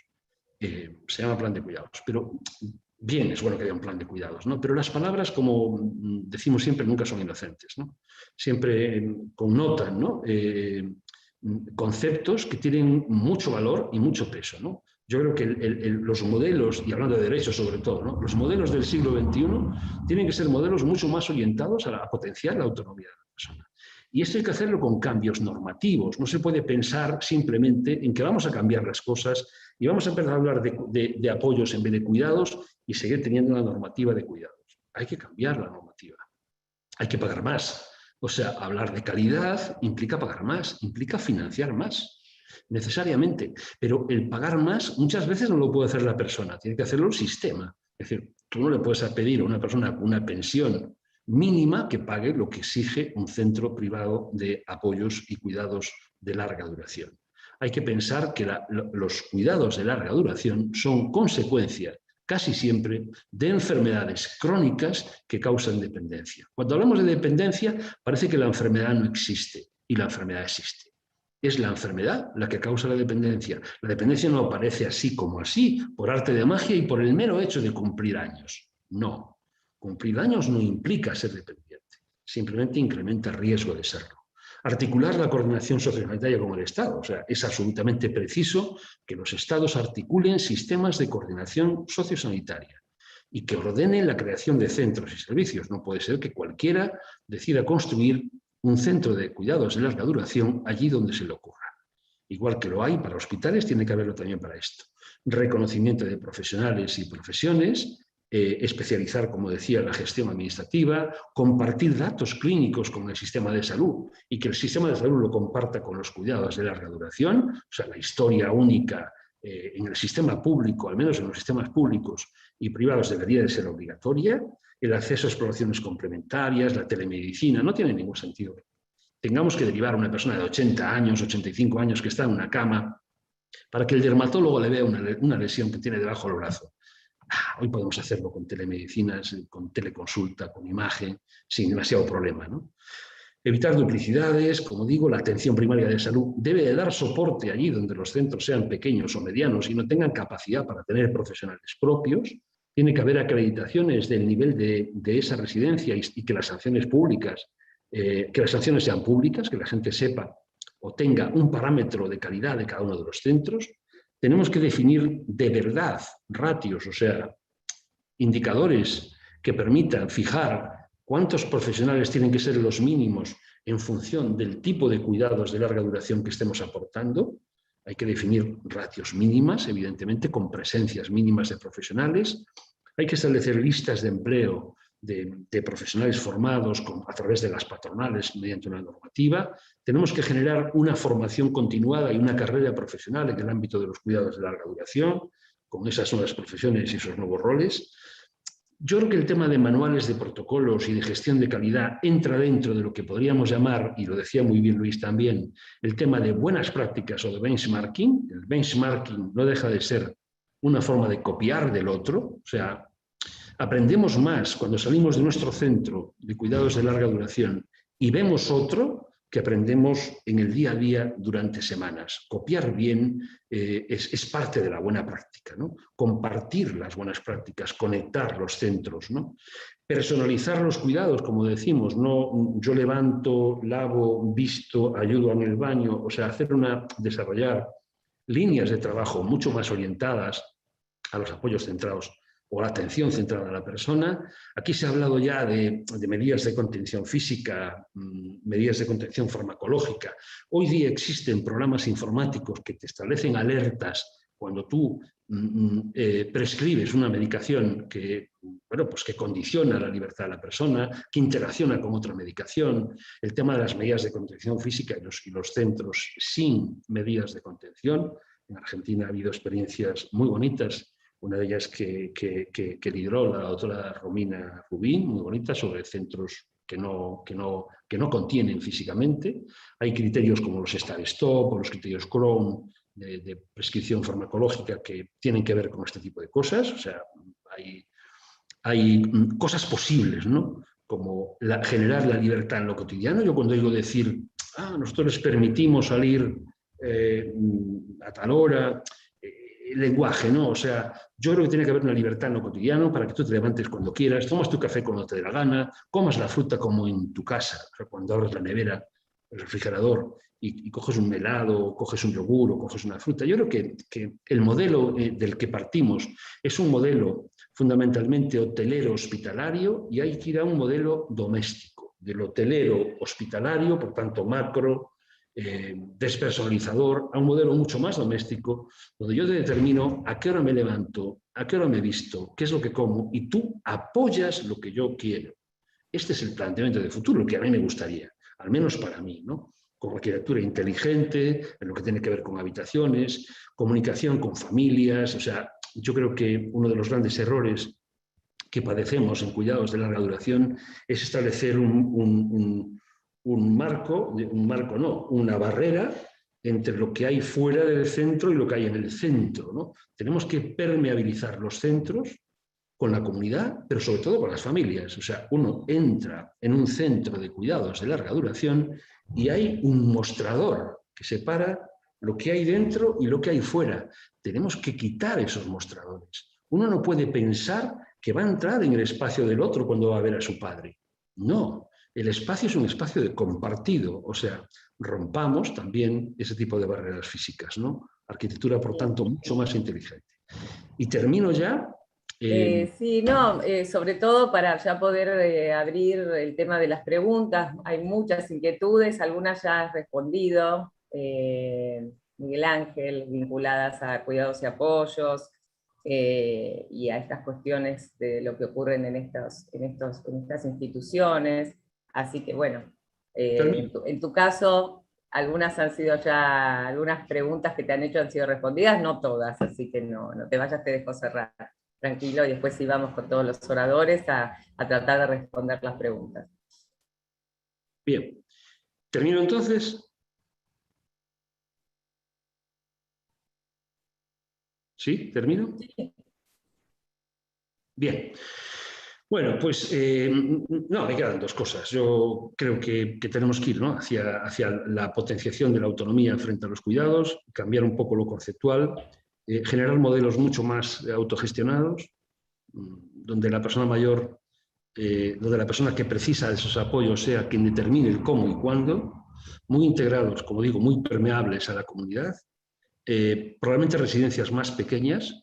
Las grandes no podemos cerrarlas, no podemos prescindir, pero sí que hay que especializarlas y compartimentarlas. Es decir, yo creo que hay que, una residencia de 300 personas, hay que dividirla en pequeñas unidades donde atiendan a personas con trastorno neurocognitivo, alteración de conducta, sin trastorno de conducta, con dificultades, no sé, ir mucho más hacia la especialización, tanto en trastornos neurocognitivos como en Parkinson, en ictus, en ACVs, ortogeriatría, atención al final de la vida, que también se dijo aquí, etcétera. Tenemos que trabajar mucho, y lo decía Luis, con los edadismos profesionales. Ya no es admisible que sigamos oyendo, ¿no?, en los centros de cuidados de larga duración, a profesionales dirigirse de ese modo infantilizador, ¿no? De cielo cariño, a una persona a la que hay que llamarle señora Luisa o señor Pedro, ¿no?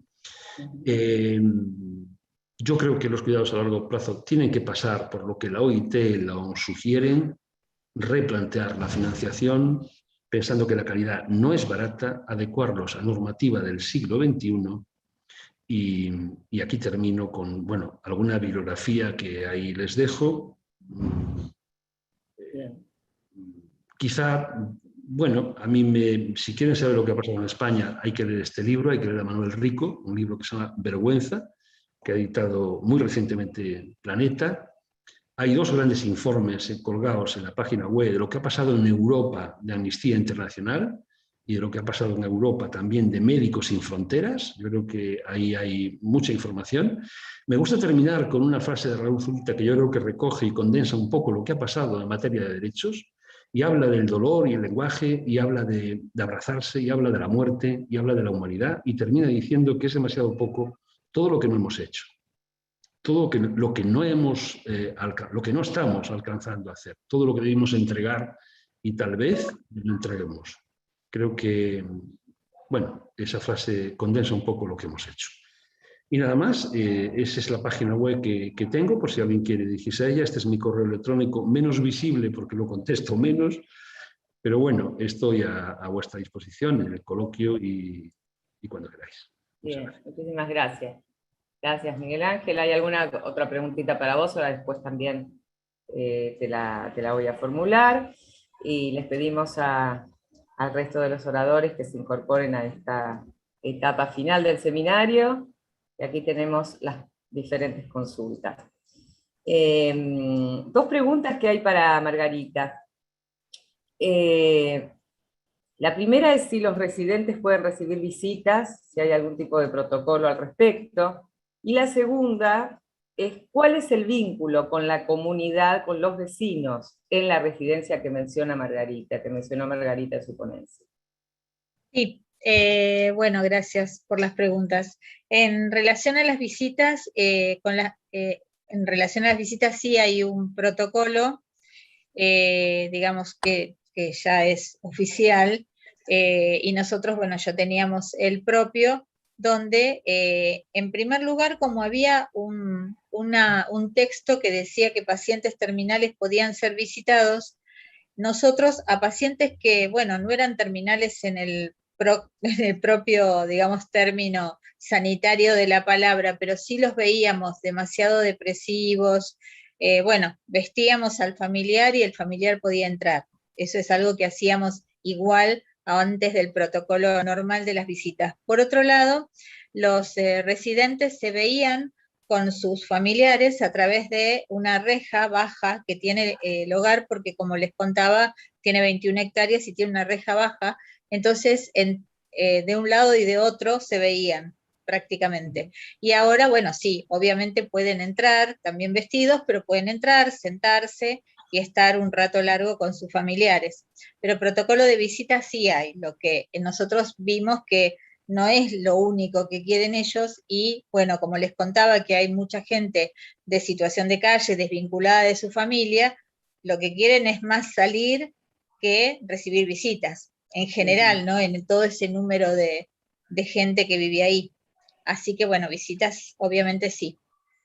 Y la otra pregunta era la relación con la comunidad. La otra pregunta bueno, es la que, claro, ¿cuál es el vínculo que se puede establecer con la comunidad, entre los que residen y la comunidad?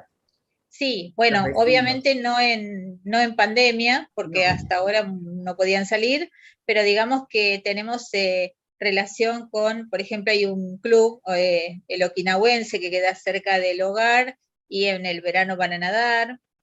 En Necochea, por ejemplo, hay otro hogar del gobierno de la ciudad, que si bien está lejos, nosotros, los residentes nuestros, se van de vacaciones a Necochea, al otro hogar. Bueno, van a los clubes, digamos, porque como era un hogar de puertas abiertas hasta ahora, la verdad es que cada uno hacía su vida fuera, o sea, dentro de la comunidad sin problema. Sin problema. Perfecto. Bueno, gracias Margarita, muy amable. No, de nada. Bien, y hay aquí también una pregunta para Viviana. Dice alguien, me encantaría tener referencia bibliográfica de la definición de cuidado que dio la conferencista. Un poco esto se vincula con toda la definición, calculo yo, de Miguel Ángel, ¿no? Pero no sé, Viviana, si vos querés agregar algo más a eso, ya que te Hay lo preguntan muchísima, directamente. sí, cómo no, hay muchísima bibliografía, incluso reciente, en relación a el concepto de ciudades que cuidan. Si ponen como tema en internet ciudades que cuidan, van a ver que hay varios artículos, investigaciones, proyectos que se vienen realizando bajo este concepto de responsabilidad compartida del cuidado de las personas mayores. Hay libros también, no sé si lo digo directamente o cada uno puede buscarlo, porque no tengo a mano como para compartirlo todo, pero No, solo bueno, decir pero estos son los indicadores para buscar, ¿no? es Las un palabras concepto claves. que lo van a encontrar en los buscadores. Recomiendo mucho el concepto de ciudades que cuidan, o ciudades sensibles a las necesidades de las personas mayores. Sí. Perfecto. Y te hacen otra pregunta, Viviana, también. Preguntan si el Faro asiste a personas con dificultades o discapacidad para desplazarse. Por supuesto, por supuesto. En la medida de lo posible y atentos a las condiciones actuales, estamos retomando el servicio domiciliario. Casi todos nuestros voluntarios están ya con 2 vacunas, a medida que avanzamos cada vez más, y con todos los cuidados sanitarios, estamos de a poquito retomando la asistencia domiciliaria o residencial, si están en alguna residencia de larga estadía. Sí, desde ya. Bien. Gracias, Viviana. Gracias. Y hay aquí una pregunta que entiendo tiene que ver con Luis y también con Miguel Ángel. Preguntan si allí hay también maltrato a las personas mayores por parte de las familias. Esta es una inquietud. Y también, ¿qué opinan de la clasificación de la vejez según la Organización Mundial de la Salud? ¿Quieres responder tú, Miguel Ángel? Primero respondo yo. Como quieras. Bueno, sí, tira. Dale tú, venga. Bueno, mira, yo simplemente, es decir, bueno, otra de las líneas de actividad que llevamos a cabo en la Fundación es la de la lucha contra el maltrato, y organizamos una jornada anual contra el maltrato, ¿no?, a personas mayores. Entonces, bueno, a partir de ahí, de los grupos de trabajo que se crean, esto es a nivel local, a nivel catalán o de Girona, también provincia de Barcelona, pero a partir de estos grupos de trabajo que se van creando, se crean protocolos de detección y prevención, detección y abordaje y trabajo en red, el necesario trabajo en red contra el maltrato. Los datos estadísticos de las denuncias de maltrato a personas mayores dicen que el 80% del maltrato ocurre en el seno familiar. Eso respondiendo a la primera pregunta. Entonces, ahí hay los casos de abuso, expolio y maltrato físico también. Las denuncias que llegan, yo hablo de denuncias que llegan, luego están las que no llegan, pero de denuncias que llegan, el 80% son en el núcleo, en el seno familiar, y en el seno familiar muy directo, por desgracia. Y la siguiente pregunta, bueno, la siguiente cuestión es, yo totalmente en desacuerdo con esta clasificación, ¿no?, que nos hacen desde la OMS, totalmente en desacuerdo, y también estamos pues en algunos foros reivindicando pues que no clasifiquemos como una enfermedad, ¿no?, una condición de la persona, ¿no? También podemos clasificar la niñez, si me apuras, ¿no?, como como una enfermedad, porque también tiene sus especificidades a tratar, ¿no? Por pediatría. No, sí. Creo que no es lo más adecuado. Creo que tampoco está hecho con mala intención, pero creo que no es lo más adecuado y tampoco desde el punto de vista ético no creo que sea lo más correcto, ¿no? Tampoco, como han dicho muy bien Miguel Ángel, creo que tenemos que ir hacia el apoyo. Y la palabra apoyo creo que es la que nos salvará, creo que es la que nos dará calidad en los servicios. Y huyamos de todo ese tipo de clasificaciones. Bueno, solo quiero decir esto. Miguel Ángel, es tu turno. No, bien, yo creo que ya lo dijiste todo, ¿no? A mí me parece que esa teoría del apoyo que yo vengo contando y tal, y predicando desde hace muchos años, cuaja, ¿no? Porque los profesionales sí que sabemos que algunas cosas no las hacemos bien, ¿no? Y bueno, después de muchos años reflexionas, piensas y crees que efectivamente hay cosas que no hacemos bien. Yo el tema del maltrato, fíjate, hace ya muchos años organizó Pilar Rodríguez un encuentro sobre maltrato en personas mayores.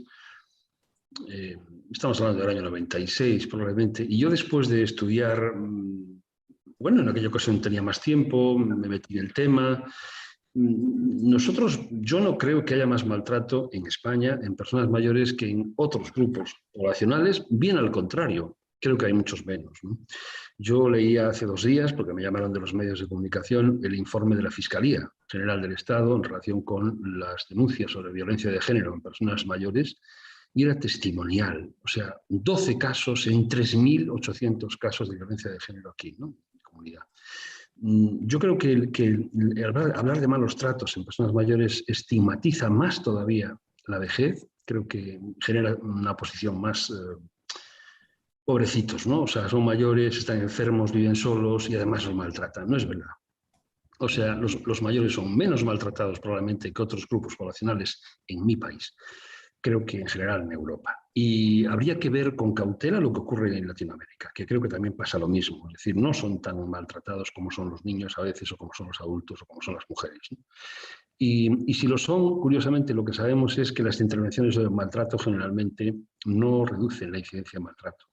Es decir, a mí me gusta mucho más hablar de lo que decía Luis, hablar de buenas prácticas y hablar de buen trato. Entonces yo le decía a Pilar Rodríguez en aquel evento, digo, yo nunca más voy a hablar de malos tratos en personas mayores. Voy a hablar siempre de buen trato y queda claro lo que es buen trato, por tanto, por exclusión, queda al margen lo que es maltrato. Pero yo como concepto, yo no participo en ningún evento en el que me inviten a hablar de malos tratos, por principio, ¿eh? O sea, sí que me gusta hablar de buen trato, sí que me gusta hablar de cómo mejorarlo. En relación con la clasificación internacional de enfermedades y problemas de salud, bueno, hay mucho debate, ha habido muchísimo debate.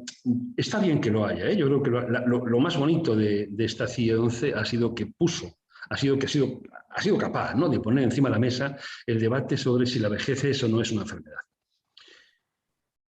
Bueno, y sobre eso creo que conviene leerlo atentamente, ¿eh? Hay por ahí, por las redes sociales, algunas ponencias muy interesantes. Hubo una hace 15 días con gente de la OMS, que hablaban un poco de todo esto, ¿no? Yo creo que en el futuro, probablemente dentro de 100 años, la vejez no será una enfermedad. O sea, la vejez será una enfermedad. En el futuro será una enfermedad. Probablemente ya estén naciendo los que van a vivir más de 140 años. Esto lo dice la Premio Nobel de Medicina, no lo digo yo, lo dice mucha gente. O sea, ya están naciendo los que nacen ahora, ¿no? Los niños vivirán seguramente que más de 130 o 140 años, ¿no? Y probablemente la enfermedad como tal la vejez sea una enfermedad. Pero hoy día, desde luego, decir que la vejez es una enfermedad, comparto lo que dice Luis, como dices que la niñez es otra enfermedad, es decir, es parte del proceso de la vida no es un ciclo, es un proceso, ojalá fuera un ciclo, volvíamos otra vez a nacer, pero no, es un ciclo y es una etapa del desarrollo humano, como cualquier otra, ¿no?, que tiene sus condicionantes, mucho lado bueno, mucho lado malo. Creo que siempre estamos los profesionales entrenados para ver lo que no es capaz de hacer la gente. Las escalas de medida en personas mayores miden lo que no eres capaz de hacer, lo cual es todo un problema. Deberían de medir lo que eres capaz de hacer y, por tanto, utilizar eso, ¿no? O sea, ¿qué sentido tiene que midas lo que yo no puedo hacer? Mide lo que yo puedo hacer y potencialo y apóyalo. Este es un poco el planteamiento, ¿no? En fin, ese es mi punto de vista. Hay una pregunta más también, Miguel Ángel, que te hacen, que es, si todas las personas mayores que murieron no estaban vacunadas. No, no lo estaba. Ah.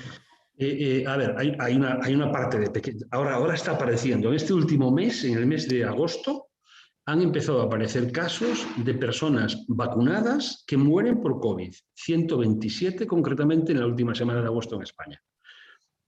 Esto, la medicina basada en la evidencia. O sea, no tiene sentido bueno, pues que no atendamos a lo que dicen los fabricantes de las vacunas, tanto Moderna como Pfizer. Lo que dicen es que a partir de los 4 meses la inmunidad cae, sobre todo en personas de 80 y más años. Por lo tanto, después de los 85 años, que son el promedio de las personas que, o sea, en España, la edad promedio de los usuarios de residencias es de 85,5 años, es decir, son personas muy mayores. Por lo tanto, personas que por ese proceso que llaman inmunosenescencia van perdiendo la capacidad de respuesta, y sabemos que después de los 4 meses la respuesta inmunitaria es menor. Por tanto, hace que algunos de ellos puedan morir por COVID, ¿no? Así que lo que estamos pidiendo nosotros, como lo piden pues ya prácticamente, la EMA lo ha pedido el otro día, o sea, la Agencia Europea del Medicamento lo ha pedido la semana pasada, que empiecen ya a vacunar a las personas mayores y a las personas inmunodeprimidas. Esto ya lo está haciendo Francia, lo está haciendo Inglaterra, lo está haciendo ya una buena parte de los países en la Unión Europea. Es verdad que puede ser leído como injusto, porque hay otros países que todavía no han tenido acceso a la vacuna, y en ese sentido también puede ser compartido, también lo comparto, pero bueno, yo creo que las personas mayores que han transcurrido 6 meses después de la segunda dosis de vacuna de Pfizer o Moderna tienen que ser revacunados. Hay muchísimas inquietudes, muchísimas preguntas. Lamentamos siempre que no nos alcanza todo el tiempo para lo que preguntan, pero también es interesante poder que les puedan seguir a ustedes por fuera de este seminario, que este seminario también sea un punto de partida para hacer un seguimiento de los trabajos, ¿no? Porque seguramente muchas cosas pueden responderse ahí. Así que bueno, en principio cerramos, ¿sí? Y queremos agradecerle muchísimo que hayan participado, a las personas que participaron y a los oradores, la calidad de sus exposiciones.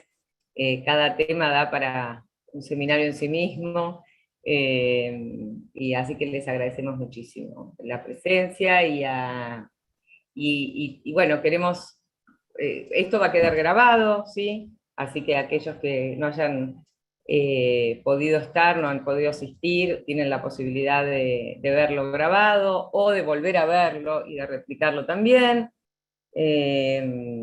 Y bueno, les recordamos que nuestro próximo encuentro es el 1 de octubre a las 14 horas, y ahí se estará hablando de participación social y ciudadana, y que los oradores en esa oportunidad serán Rosana Di Tulio Udasi, Silvia Gascón, Silvia Perel Levín y Marion Acuña. Les agradecemos muchísimo su presencia y bueno, y tanto a oradores como a participantes del seminario. Muchas gracias y nos encontramos la próxima.